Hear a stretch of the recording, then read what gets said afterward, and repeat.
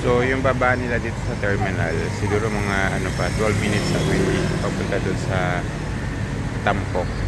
So ayan, pwede mag-taxi or mag motorbike kung nasa 80,000 PNP. Book na lang ako ng Grab. Yung nasa Grab is nasa 33,000. So hintay ko na siya. Kaya nagpakarga pa ng gas yung ating service na Grab. So okay naman, reliable yung mga Grab dito. Pagka naka-encounter lang kayo ng hindi okay yung hindi para plate number, pa-cancel na, tapos book kayo ng bago. Ganun kada yan. 12 minutes yung biyahe pamunta dito mula doon sa bus station. And so pagbaba mo dito, mga kainan naman sa tabi-tabi na. So mga restaurant.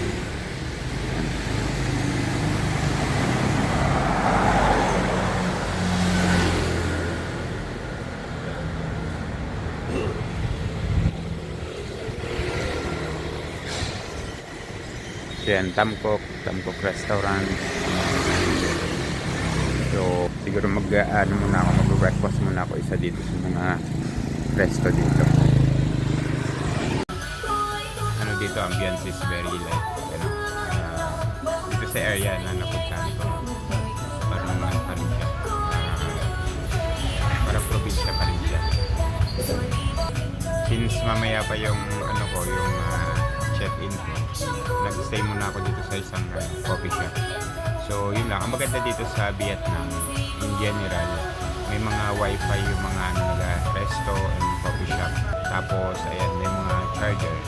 Ito, sa lang siya talaga, sa makikita mo kagad yung mga wifi nila, kaya hindi mo masyadong problema kung limited lang yung internet mo kasi makakapag-connect na. Ganito nilang salt coffees nasa 45,000 yen. So yung biyahe kanina from Sapa hanggang dito sa Nimbi, so umabot ng mga 9 hours. Napick up ako doon ng 10 PM yata, tapos 7 PM na dumating dito. Naman siya, kasya lang yung saktong katawan. Yung ako, saktong fit ko, saktong-sakto lang. Kumbaga yung kamay ko, yung buong katong ko tsaka yung kamay ko, yun lang yung pasok dun sa higaan. Pero para sa akin, komportable naman. Ayan, so mamaya mag-check na lang ako ng mga tour nila dito na pwede kong gawin na siguro bibili na ako ng ticket, hindi na ako kukuha ng mga tour guide o travel tour. Titingin na lang ako later and then check ko na lang sa sarili ko, parang medyo DIY siya.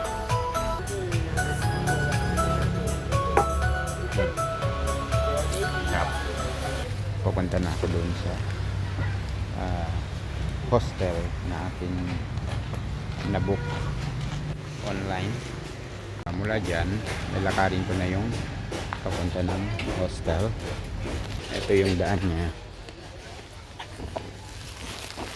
Titinan ko kung pwede kong iwan yung gamit ko mas maaga, and probably baka mag-rent ako ng bike.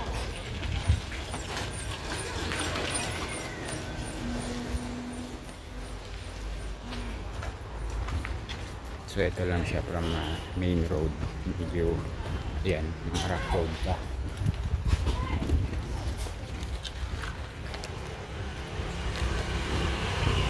So dito may mga hostel na rin, Tamkok. Yan, madalas na gamit nila dito WhatsApp. So ako rin nung kinontak ko yung pinag-stayan ko sa sa Sapa, sa Pinas pa lang kinontak ko na through WhatsApp. Hindi na ako nag-book online sa platform. So I think ayan, mula dun sa highway nakikita ko na siya. Ito na yung yung homestay. Hindi siya kalapit. Ilan ba? Wala pa yatang 1 minute. So ayan, pero ito sama-sama sa isang room, like mga 6 na tao, depende, 6, 8, 10. So ayan, Bupalo Hostel.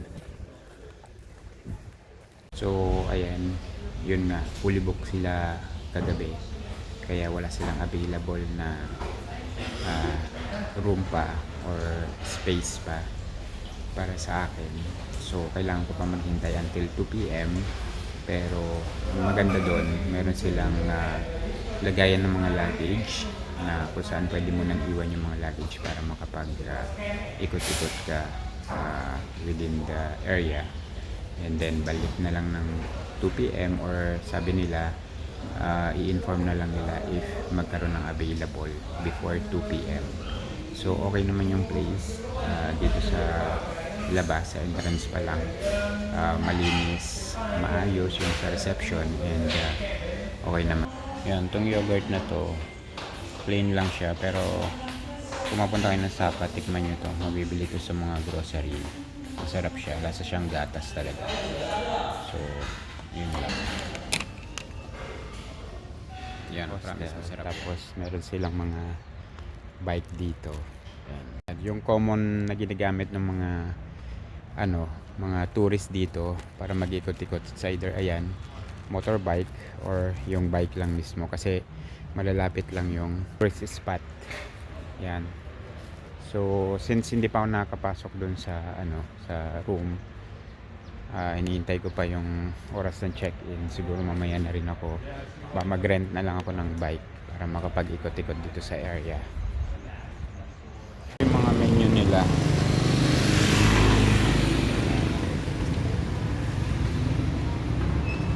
avocado,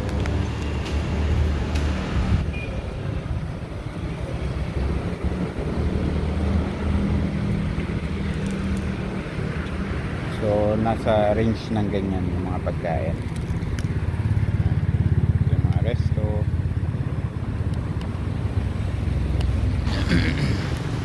pero mas mahal pa yun kasi dun sa mga pagkain sa Sapa.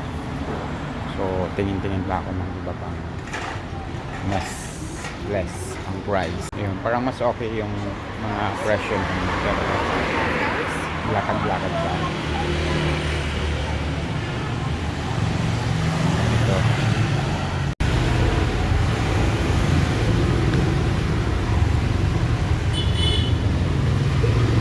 Buncha 50 rice noodle. May buncha sila.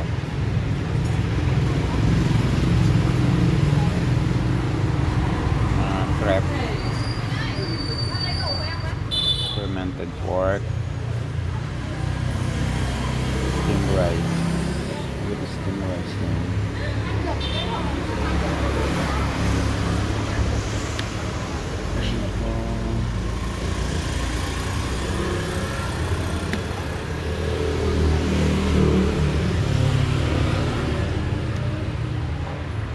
Fried rice with vegetable.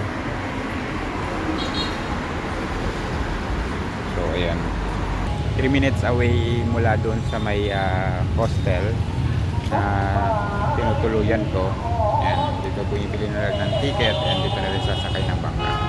Ayan yung umpisa. Ito yan, dito yung Tamkok Boat Pier. Yan, tapos yan, sunod-sunod na yan.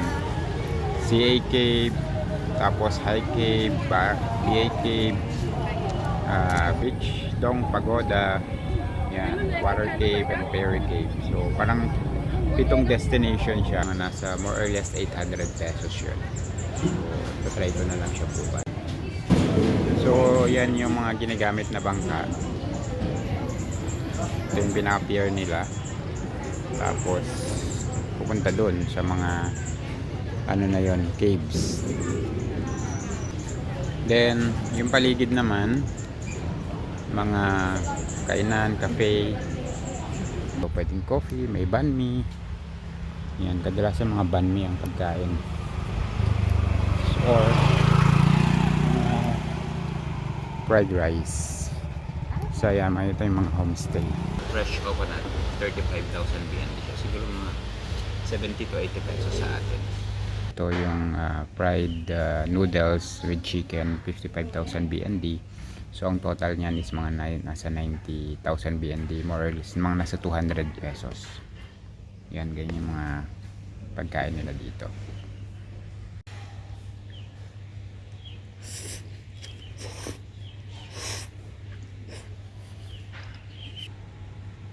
Mas marami siyang sangkap na chicken. Pwede naman mamili. May chicken, may egg, may vegetable lang, and may pork, may beef. Parang nagbabalit sa price kung ano yung gusto mong ilagay na meat doon sa sa noodles mo. Yung iba nasa 50 lang, yung iba 55 BND, yung iba 60 BND. So masarap. Ang madalas ko kinakain fried rice. Ngayon lang ako nag-try ng noodles. So okay naman. Yun kasi mga madaling makabusog, saka medyo mura. And yung mga iba naman, buncha, na try ko na yun dati. So yung mga nakarang araw, kaya tinitikman ko naman yung iba. Pero mas madalas fried rice. Kaya mas sanay yung panlasa ko doon.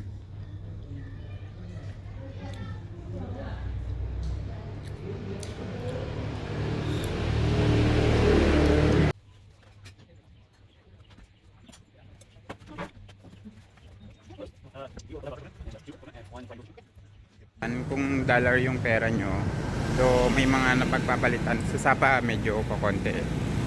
Dito mas marami sa NIMBY. Kaya lang I suggest pag dollar sa airport, mas mataas yung palitan nila sa airport. Dito kasi halimbawa yung $1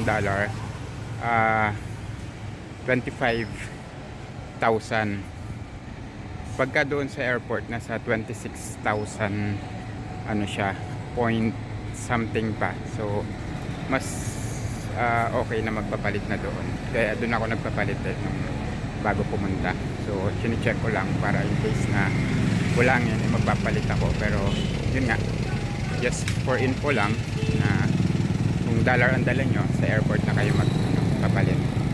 And meron din akong video na may nakita akong palitan doon na mas mataas pa kaysa doon sa conversion sa Google. Hindi ko alam kung totoo, kasi hindi ako nakapagpapalit doon. Nakapagpapalit na ako sa iba bago ko pa yung nakita.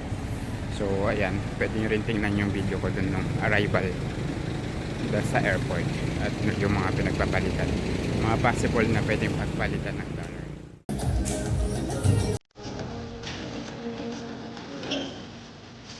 So ito yung Bubalo Hostel.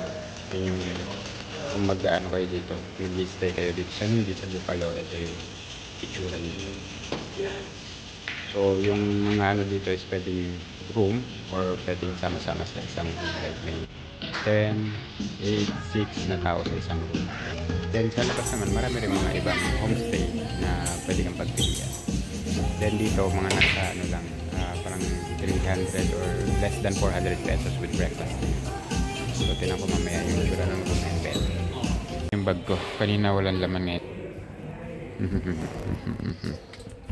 So this is my bag. Yeah. So akit na tayo sa 4th floor. 4th floor. Yan. Buti na lang sa babang bed na punta.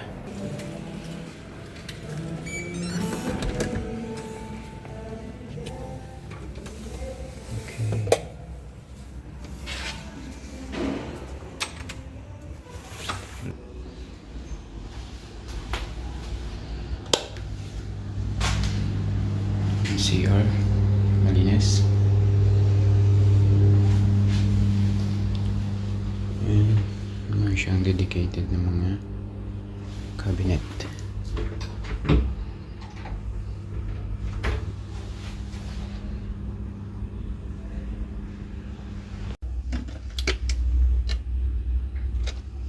Ayan, box, charger, ilaw.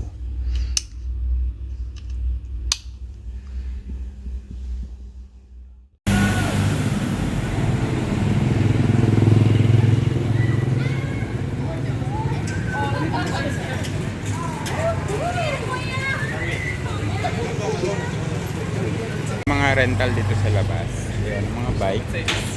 May mga Ça peut être rapide. electric bike, meron mga motor, and meron yung mga normal bike. Ang is 50,000. So eto, yan yung para doon sa boat. Diyan sumasakay para doon sa tour. And kung nandiyan ka sa harap niyan, magle-left ka lang para doon sa pagoda. Yan, dito. So dire-diretso lang. Yan, 50,000 rental ng bike. Yan, nag-iwan ako ng ID.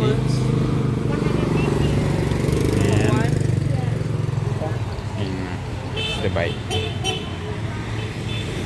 So ayan, nag-rent ako ng bike para mag-ikot dito sa may Nindi. Pupunta ako dun sa may pagoda.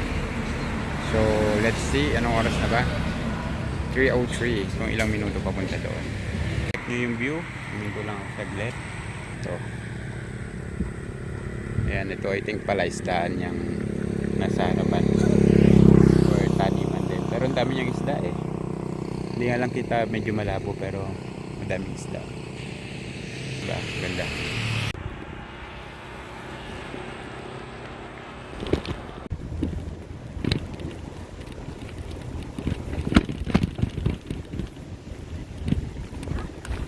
So ayan, yung mga sasakyan sanay na sila sa mga tao kaya sila ngayon nag-a-adjust. Nasa gitna sila banda.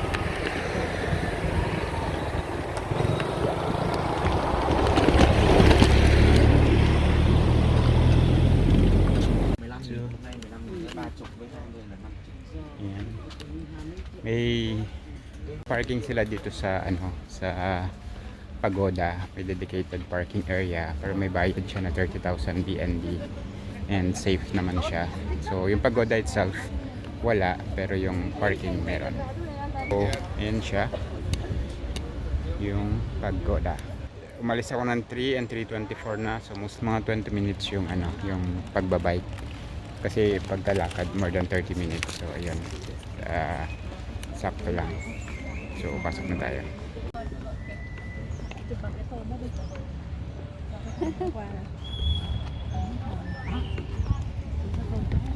Yeah, can I go? Thank you.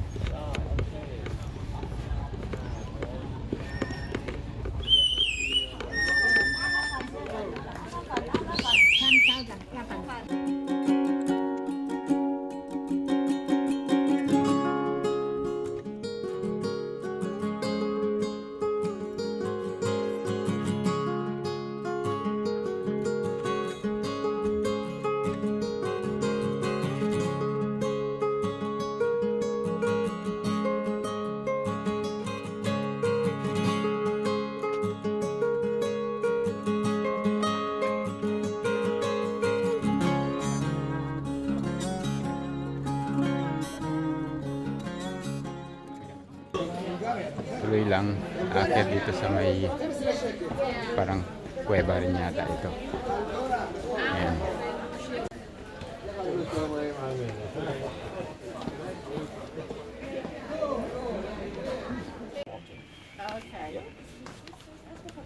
That's why the monk on wheel the light.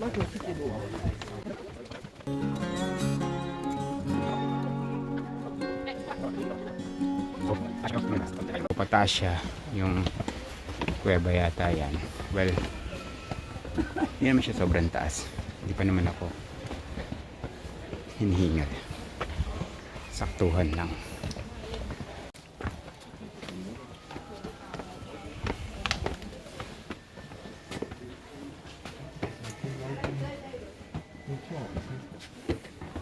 Tsaka bawal yung mga suotin na mga maiigsi. Bawal yung mga short clothes. Yan.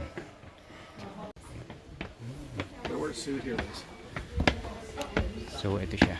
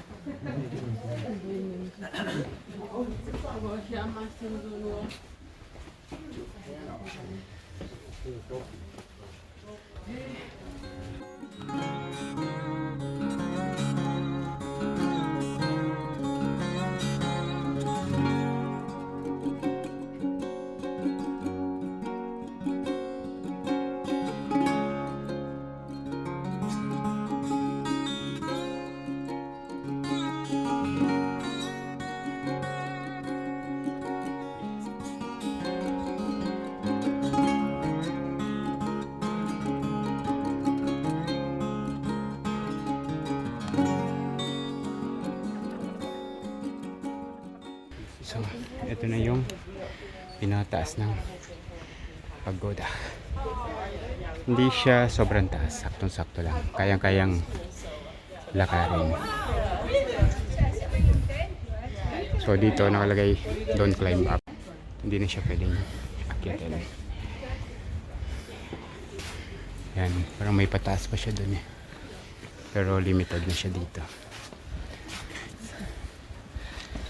So, yung total time ng paakyat is 10 minutes. Yun yung pinaka-normal. Hindi siya mabilis, hindi siya mabagal kasi may mga kasunod pa na mabagal maglakad. And, syempre, na-overtake mo na. So, saktong-sakto na yun, 10 minutes.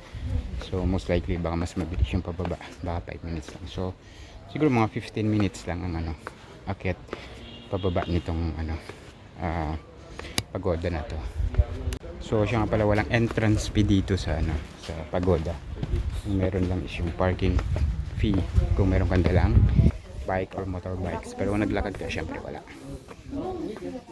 So, tapos na ako dito sa may pagoda. Dala-dala tong bike. And, yan, ready to go na.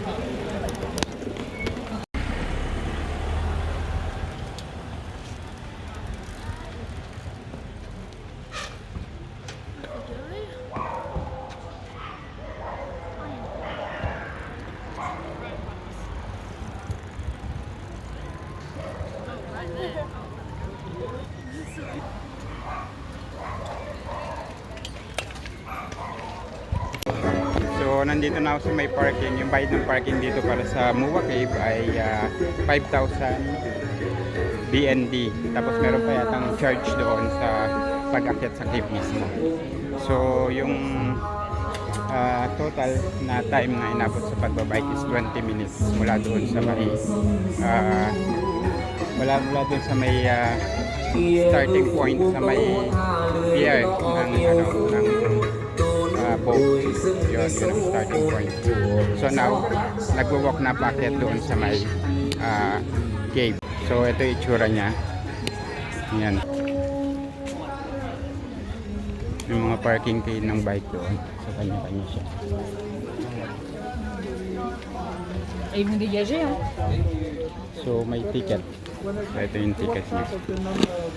So 100 for the ticket. Yeah. Ticket doon sa taas.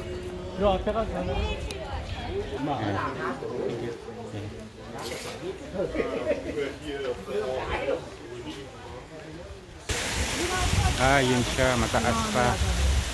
From here makikita mo na yung stairs. Yung kita, basta yun, medyo malabo.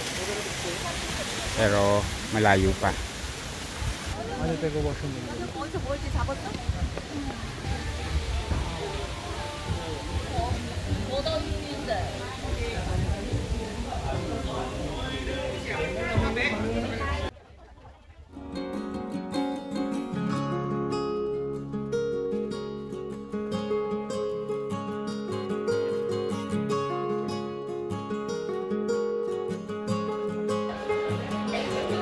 So I think mas magandang pumunta dito ng mas early. So nandito na ako 4:30. Abutan ako ng dilim dito.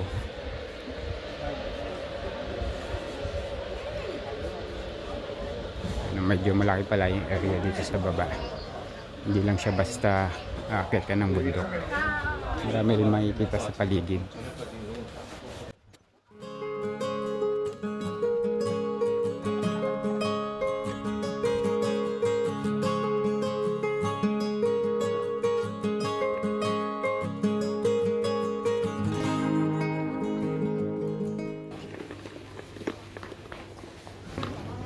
Go to viewpoint.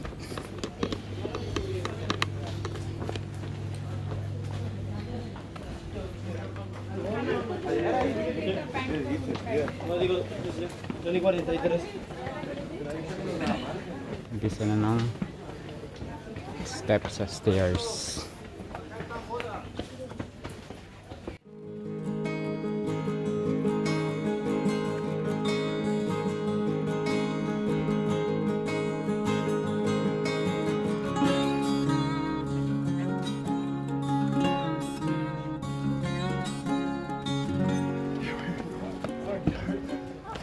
So yan. Ito yung view sa baba. Jaron. And mataas pa ang akitin. Doon sa tuktok pa. Tuktok. Yun yung may ilaw. Anyway, let's go. Bah, je me suis dit qu'il y aura plus de chance sur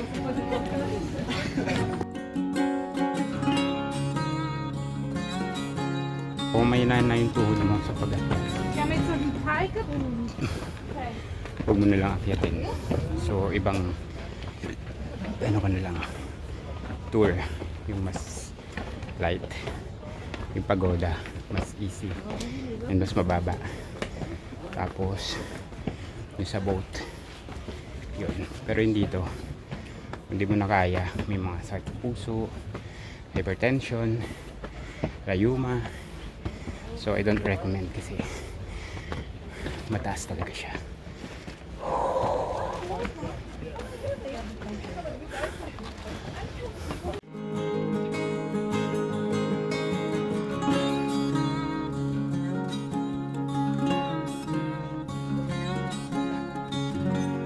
Ito yata yung best time or maybe earlier ng konti para umakyat dito kasi ngayon pa lang din umakyat yung mga tao. So I think sakto lang yung oras ng punta ko.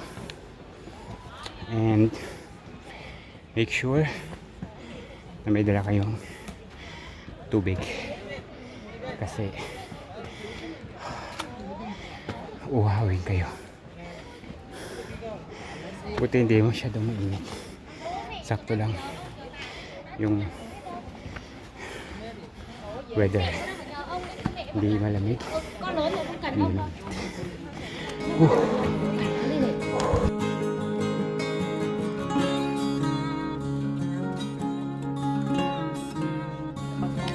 Oui, oui, c'est. Paalala lang. Vaut mieux parce que si c'est le mal, faut pas y toucher, ça se sent. Ah, c'est méchant. Les boucles, ça peut. Ça, non, c'est une bicoque. Yan, may left and right siya.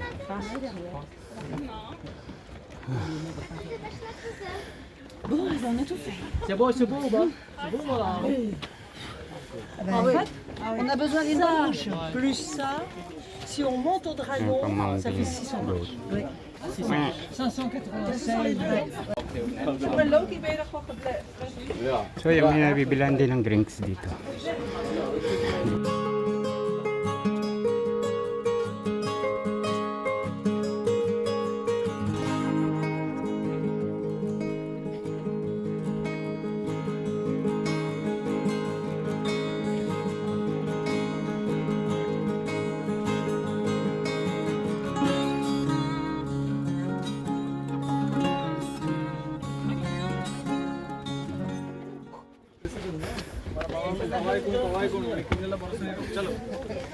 So ito, viewpoint.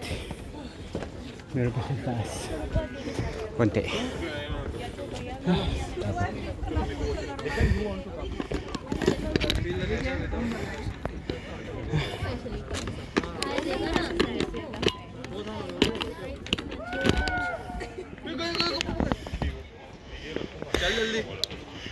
So, ito yung taas. Viewpoint. Mais c'était tous des paysans qui étaient vraiment dans le. Ouais. So, ayan yung kabilang side. Ito yata yung dinadaanan ng mga bangka. Wala pa ako sa peak, meron pang konting taas. Kapantay na nito yung isa. Pero yung isa, ito may taas pa.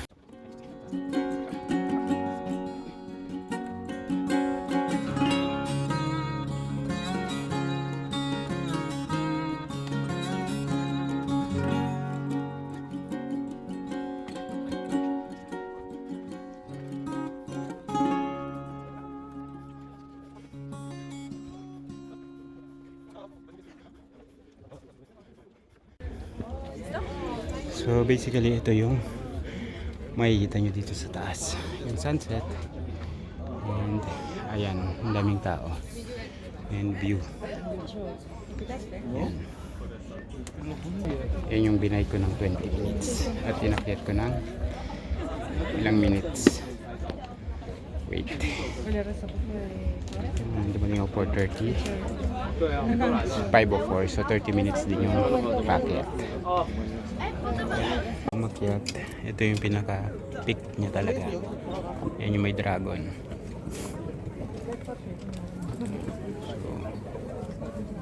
So, ang dami ring tao. Ito ang view.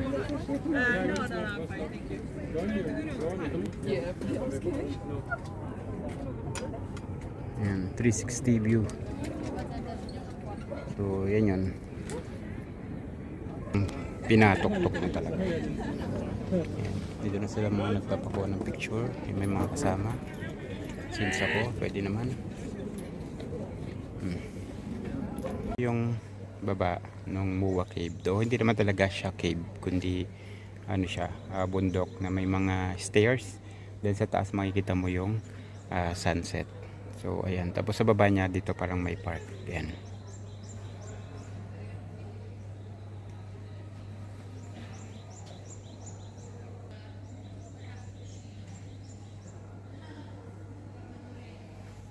So ayan siya. So ayan ang ano dito sa may Muwa Cave na tinatawag, which is hindi naman talaga siya cave, kundi ano siya, bundok na may magandang view. Kaya lang since winter medyo dry, wala yung mga green and yellow. Dapat kasi pag yellow pag yung mga anihan na, and then yung green pagka taniman. Ngayon dry, parang hindi pa sila nag-uumpisa, parang mga damo pa yun nandoon siya kung mga pinag-anihan. So hindi masyadong okay yung view pagka mga ganitong panahon. Dapat siguro mga I don't know, March to May. Pero okay naman, yung entrance dito is 100 para sa pag-akyat. Tapos para sa parking ng bike is 5,000 BND. So yun yung nagastos ko, plus syempre yung bike na nirenta ko ng 50,000, pero pwede mo na yung gamitin sa buong araw.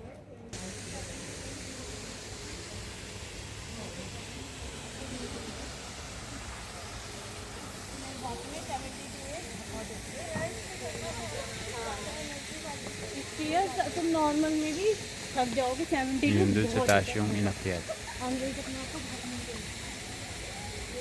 Nagtitinda ng buko dito. Buko na buko fresh. 20 ano na siya, BNB. So parang 40 pesos. Okay na. Yan. So 6:30 na ako natapos. Galing dun sa Muwa Cave. Ngayon pa pala si Solo yung bike. Nagbike ako madilim pero okay lang naman. Safe naman siya. So ito, sasauli ko na siya. Yung dinner ko ngayon dito sa Kalye, nakakita ko ng sticky rice at saka tinapay nila na may beef. So ito siya. So itong sticky rice parang nasa ano yata 40 BND, tapos ito nasa 40 BND. Parang mga ganun yung presyo niya. Yan, pero malaki itong tinapay yan. Isang dangkal. Higit isang dangkal siya. So, dinner. Ito yung mga kumakain dito, mga ano din, puti. Yan.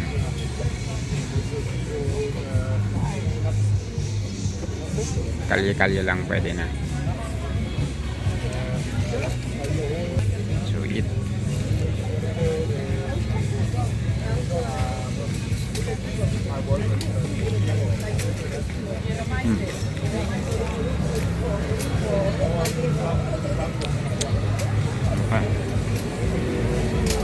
Ito na yung Buffalo Hostel sa gabi.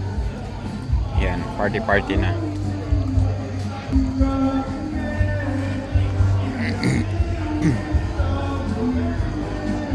Tapos bukod sa libreng, parang sa less than 400 pesos, bed lang kasi yun eh, meron ka pang libreng beer, tapos meron ka pang libreng breakfast. So ayan na siya, super party people. Punong na.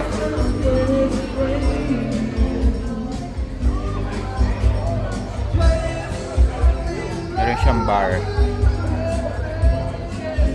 Kaya minsan tinatanong nila Pero silang condition doon pagka parang sa sobrang oldie na hindi na kaya sa mga ganyang party, medyo inaano na nila sinasabihan kasi syempre yung mga masyado ng mga senior minsan nagrereklamo na sobrang ingay. So ganun talaga sila dito. Ano na. I mean tong hostel na to is para sa party.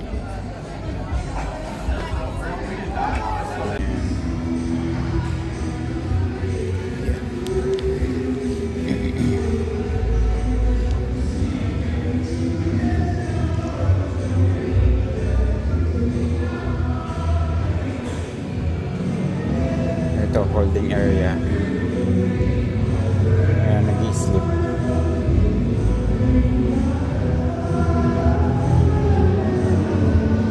So, dito yung almusal yata bukas.